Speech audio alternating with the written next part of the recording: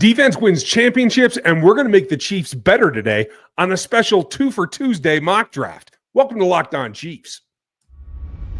From the land of the free and the home of the Chiefs, this is the Locked On Chiefs podcast. Welcome in, everybody. We're brought to you today by FanDuel. Right now, new customers can get $250 in bonus bets right now when your first $5 bet wins. Get in the action over at FanDuel. We are in the action. This is part 2 of our back-to-back yin and yang, black and white kind of mock draft scenario. We looked to do the offensive side yesterday. If you missed that, we got some interesting players. We missed out on a few players, but we traded around. We traded a few. Up. We're going to look at the same thing today from the defensive point of view. There's a lot that can be made to help out the offense. If you think that the wide receiver trio is good and you think Jalen Moore is good, we're good to roll. Okay, then we're going to look at the defense today. This is Chris Clark from KC Chiefs Corner over there, that way. And you can get all of his work over there as well as mine at rogueapc.com. The draft guide is out there. You can go get it. Use the code LOC to get some off, as well as the athletic matrix. That doesn't go away. That's still out there and available as well. You can find my content, including my rankings behind the wall over at NFL33.com. But later in the week, I'll give you my draft board for free over at NFL33.com. You just got to go get subscribed. Check that out. And you can find me at RGR Football. For any breaking news, the Chiefs draft up, do something crazy, you can find it on our text line at 816-357-8781. And you will get that right to your text app. Hope you guys will check that out. Now, so this is scenario 2. A lot of concepts going on in the draft room these days as the Chiefs are on the phones now. The board's set. They have it pretty much squared away by now. They are on the phones working. What do you need for me to go here? What do you need to do this? What are you looking for? What can we work together on? Ryan Poles, Mike Borgonzi, who knows who else, right? Plenty of conversation. So we are going to simulate what we're going to do. Again, I think it's worth trading up. If we get to 18, 20, again, maybe the Seahawks, maybe the Bucks, and we think that there's an opportunity. So I would say that's the same scenario we should look at today, just with a defensive mind. Sounds good to me. So let's take a look at. Okay, starting the draft. We're going to try to get to the Bucks, right? Take it off a turbo, or you're going to have a hard time. Good call.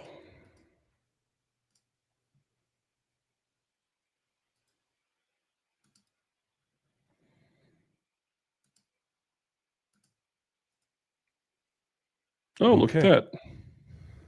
All right. So Donovan Zaraka goes right before us. We're okay there. Kenneth Grant come off the board to the Bengals before that. Ed Green, Will Johnson. Nolan goes at 11. I think people have started to see my board. At least that's what PFF is doing, because I have Walter Nolan at the very top of the defensive tackle rankings out here, right neck and neck with Mason Graham. You want to check that out when my final board comes out, and you can see it in the draft guide as well at rogueapc.com. So with Graham going 3, defensive talent here is interesting. I think at the moment with Nolan gone, with Graham gone, those are the 2 big guys that I think can fill in there. Kenneth Grant just went as well. So top 3 on my board are now off. So I don't know that that's really the target to go up and get, but the edges are interesting. There's not a whole lot that's gone. If I missed it, Abdul Carter, Jalen, and now Donovan are gone. Am I correct? Or Mike Green as well? So you want to look at, well, we can't really look at the players specifically, but you're right. Abdul Carter is gone, and Mike Green, and Donovan. Now, even if I'm right and Jalen Walker, am I reading that he is on the board? He's not a fit in Kansas City.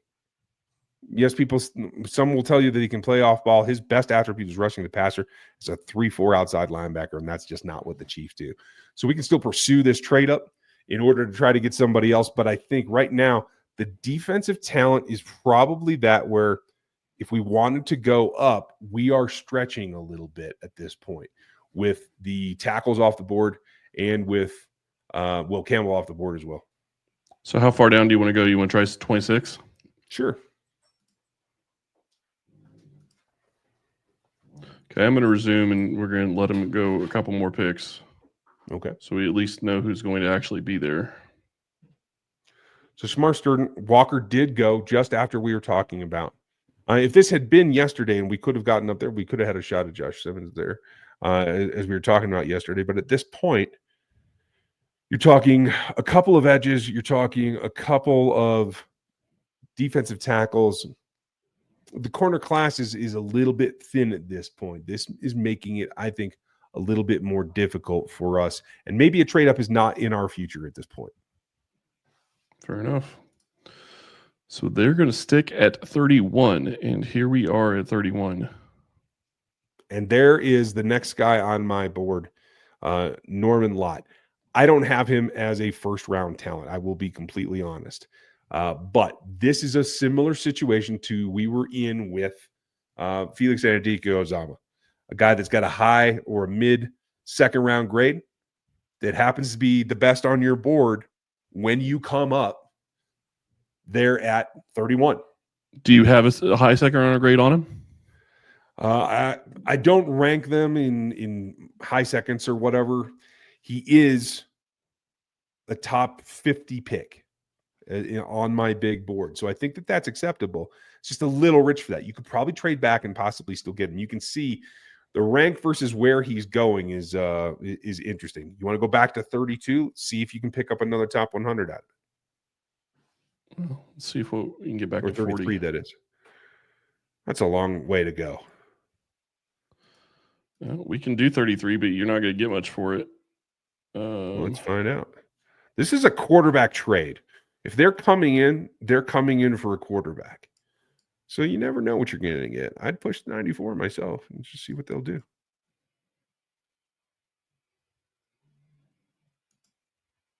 What about that? That is a pretty good trade up, to tell you the truth. It leaves a giant gap of 150 picks is the only problem. So I'd probably try to get another one in between there in the hundreds. Yeah, that's probably what I would pull the trigger on. And that works. There you go. I'm stingy that way. So we're going to move back 2 picks into the top of day 2, and we got a couple of picks. What'd they do? Myron Hampton, and they look I am minor. Okay. We're okay. We're going to be on the clock with the same pick. Right now, I'm fine. Top of the second, take Norman Lott, and let's put him on the roster. There you go. Now, that is effectively our first-round pick. We have a number of others. We are going to get those on the board and onto this roster as soon as humanly possible right after this. Ever check your bank account and wonder, where did all my money go? Between dining out, online shopping, and entertainment, it's easy to lose track. That's where Monarch Money comes in, your personal CFO, giving you full visibility and control over your finances. Monarch Money isn't just a budgeting app. It's a complete financial command center. You can track all of your accounts, investments, and spending in one place, so you just stop managing your money and start building wealth. When I started using Monarch, I realized how much I was spending on food delivery. Now I budget smarter and save much, much more. Instead of juggling multiple apps, you can use Monarch to check your finances, track spending, and even plan long-term goals. Managing with your partner is smoother than ever. You can track shared and personal accounts, set goals, and stay on the same page without the stress. Take control of your finances with Monarch Money. Use code LOCKEDONNFL at monarchmoney.com for 50% off your first year. That's monarchmoney.com, code LOCKEDONNFL for half off your first year. We are back. Chiefs, 63. We now have, after this maneuver, 63, 66, 94, and 95. Then a big drop down to 179, 226, and so on. So we are looking to make the most of this defense.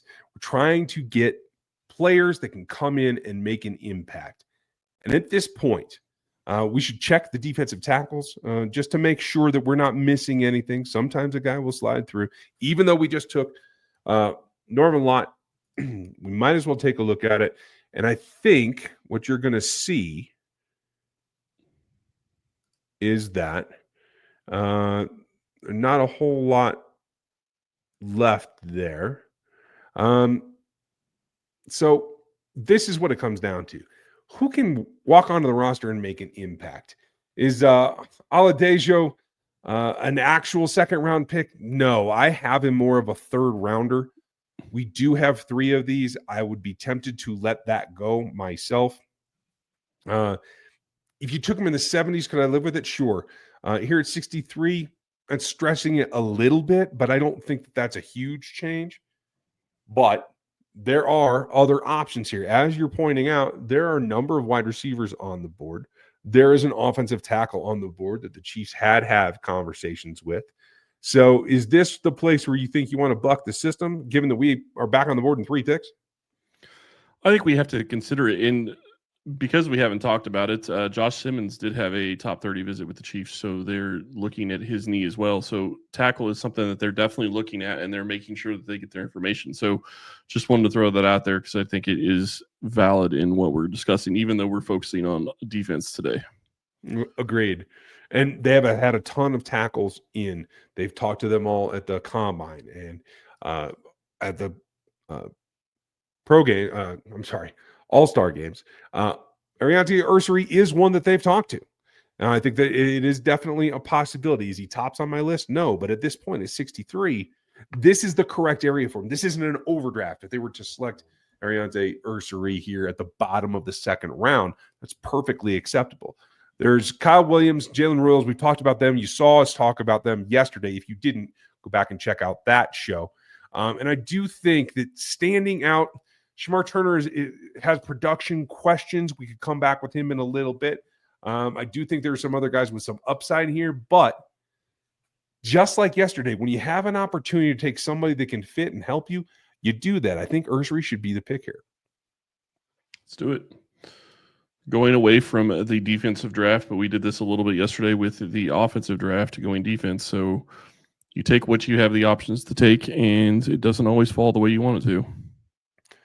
Jack Sawyer goes off the board while we were out here, as did Jared Ivey. Both of those are fine for me. I do like Jack Sawyer. He isn't the twitchiest guy. He reminds me a bit of Max Crosby, to tell you the truth. Whether it's the build or the tats, I don't know what it is, but I do think he's a guy that still has some development to do, and that is somebody the Chiefs could look at in that 63rd pick or this one if you were on the board. Now, Aladejo is still here. We can look a little bit deeper down the board here for somebody in this range. A lot of offensive talent right in here. I actually like RJ Harvey quite a bit as well. But if we're trying to focus on the defensive front, Turner is a guy that a lot of people think has some upside. The production just isn't there. I think that that's an acceptable risk to take. I'd probably try to wait a little bit. If we had a pick in the 80s, I would go for that. We have 94 and 95 behind us right now. The guy that I find really intriguing in this group, although Alfred Collins is perfectly fine, I like Kyle Kennard as an edge rusher with some power behind him, a guy that can come in and I think learn Spag's system. I think he's an intriguing pick here. If we could move back 5 places and still get him, I would probably try to do that. New England wants 69. Jacksonville wants 70 at 70. So we go back to 70. Let's see. Can we get... I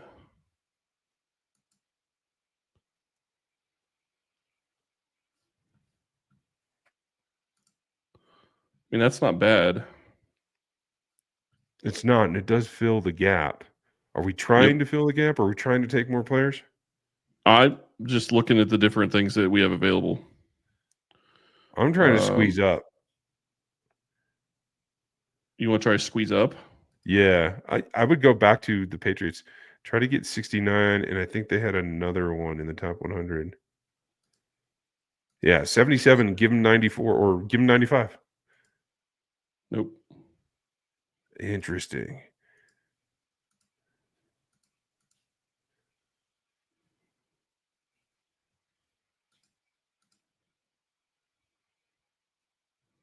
I mean, that doesn't really help us. We have the huge gap. Yeah, it doesn't. So then we can either take Kennard or we can try your 70 move back. I mean, can we get 126 too? And take off 179. See if we can get it for everything that we want. I want everything that I want, and I want it. Well, there you go. That's what you got it. Okay. So we move out of that for just a couple of picks. Again, we're still in the same situation. Let's see. Judkins went Stewart went. Kennard's still on there. Oladeju's still on there. We should look at the corner group. It might start to fade here rather quick. Josiah Stewart going that high, I think, was a little bit of a surprise for me. Jacob Pears, Kobe Bryant, Melo Dotson, Dorian Strong, all still on the board. I think in the next 3 picks, we should look at acquiring a cornerback. I'm just going to put it that way, just to continue to have depth.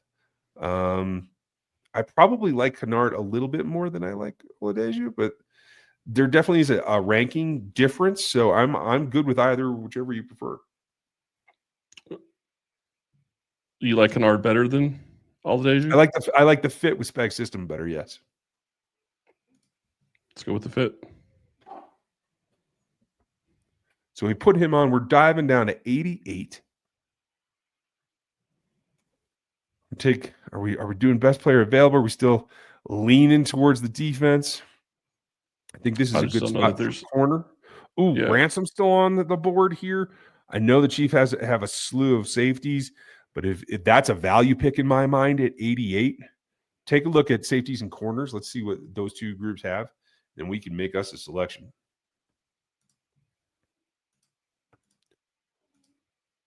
Okay, so pretty much Latham Ransom, Dorian Strong, Jacob Parrish from K-State. Both the KU guys are going to be on there, is my guess as well.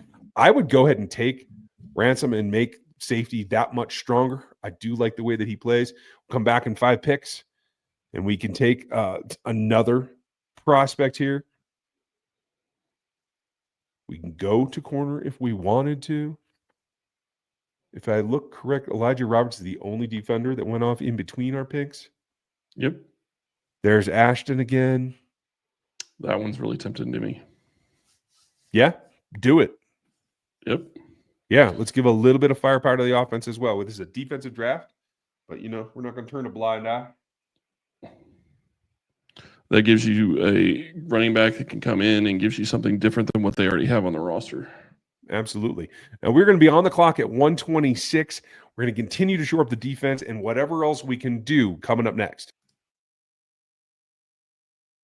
The NBA playoffs are almost here, and FanDuel's giving away new customers an incredible way to get into the action right now. When you join FanDuel and you place a first bet of $5, you can earn up to $250 in bonus bets if that bet wins. I love how FanDuel makes it easy no matter what season it is. Now that March Madness is over, we're moving it on to the NBA. It's going to be baseball, and then we are going to finally get back to ball on the field for the NFL. From 3-pointers to steals to assists to making those kicks, it's all here, and your chance is at FanDuel. Don't miss out. Head to FanDuel.com and claim your $250 in bonus bets today.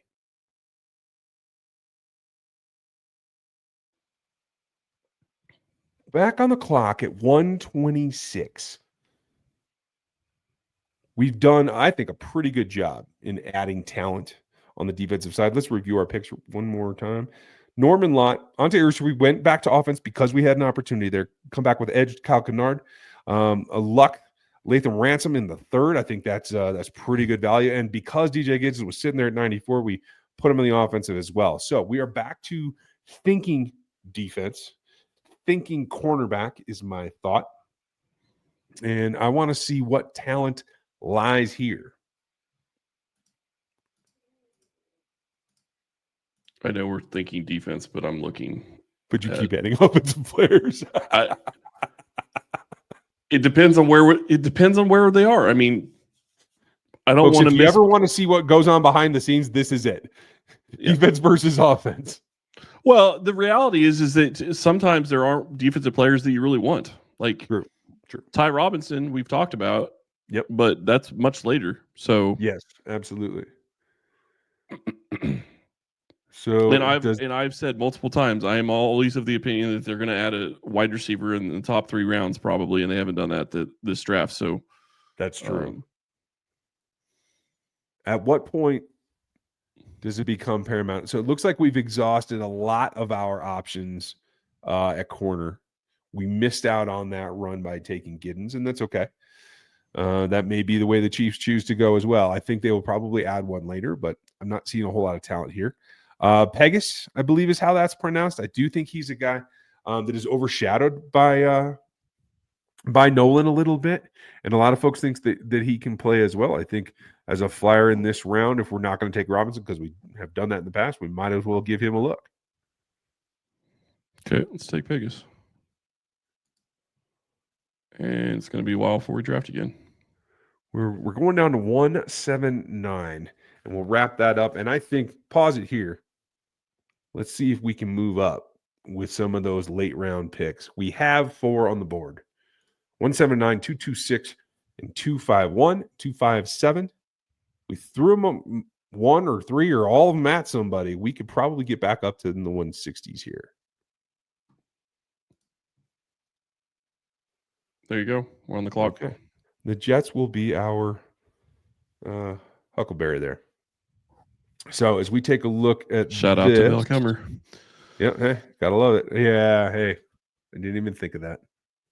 Well, Ty you Robinson's said it. still You on said here. it. I couldn't resist, man. No, that was great. Like, it's just a line. Kudos to Val. Let's see who else do we have on here. Yeah, scroll just a bit here. Let's see what we have to work with. At this point, it's getting a little thin. Trying to stick with defense may become problematic here. So we'll take maybe the best option that we have.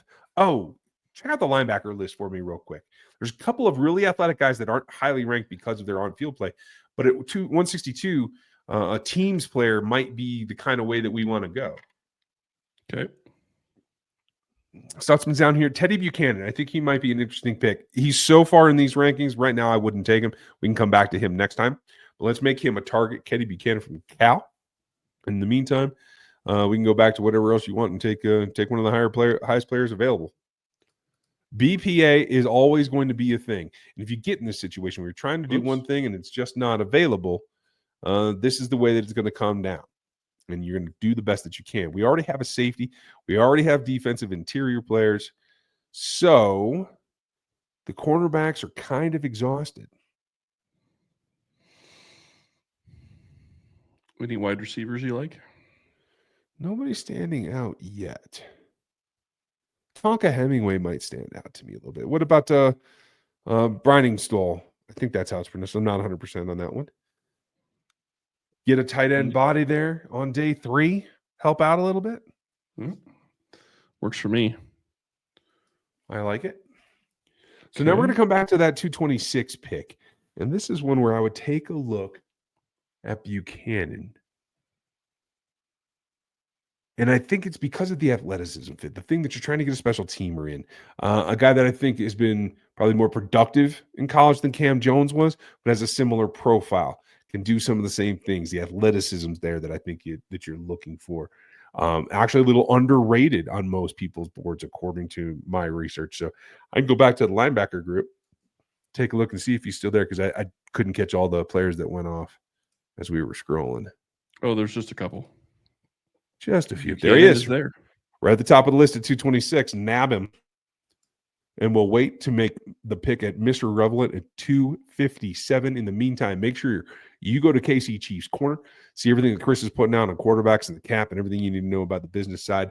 Check out NFL 33, where you're going to have to subscribe, but you're going to get my rankings. You're going to get my thoughts around the league, as well as my staff's work over there on a lot of research-oriented stuff. And RGR Football, you know what you get over there. Check out Rogue APC to get the draft guide. I'm going to shut up for once. And you make the last pick. Whoever stands out to you. Whoever stands out to me. Let's see. What do we got? At this point, it's not even about position. Because at 257, you're pretty well. What was that? Bo Collins tested pretty well, the wide receiver from Notre Dame. Because you're looking for a teams player at 257, right? You never know what's going to happen. Or you're looking for somebody that you know you won't be able to sign. That's the big key. True. The priority free agents that you think you're going to be in a battle with. Which Dellinger could be one of those guys. Who else stands out in here? He and Collins are probably the big two to me so far. But at this point, at 257, it doesn't hurt to scroll, because we might as well check out what the list has to offer us here. Franklin, Tommy Hill. Tommy Hill's a nice guy to take a flyer on here. Nicholas Martin is another very, very athletic. I believe he is LB1 on the athletic matrix.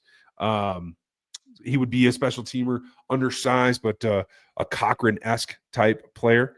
I think that's perfectly legit at this point as well. I'd probably lean towards Tommy just because I want to continue to backfill the cornerback group. There you go.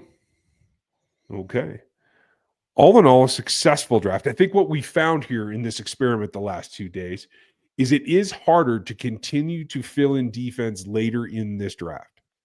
Obviously, especially the positions that the Chiefs are looking for, you're talking first 5 rounds, maybe first 4, and then it starts to get a little bit thin. So let's keep that in mind as we continue to make these moves and get ready for the actual thing. Any key standout to you in this draft? I like all. I mean, you get better at defensive line with 2 different picks. You get a potential tackle as well. I think that's a huge bonus. I know we were trying to stick with defense, but we went offense for a couple of these picks. I really think that Giddens really gives you something at the running back position that you don't really have on the roster. And he doesn't have to be a player year 1. He can be a guy that steps in, in year 2. Because I mean, Hunt and Pacheco were basically on the last parts of their deal at this point. Very true. So I like it overall. I think that the one I am a little questionable on is the safety, just because they have so many. But it's kind of, you go where the value is. You can, and I do think he's a player with some upside, a little bit more like the rest of them, but they're looking to be ubiquitous across the safety spectrum. So if you guys like what we did in splitting these, please let us know, because we do have another Mock Draft Monday coming next week, so you do not miss that. We're going to talk to Matt Derrick tomorrow.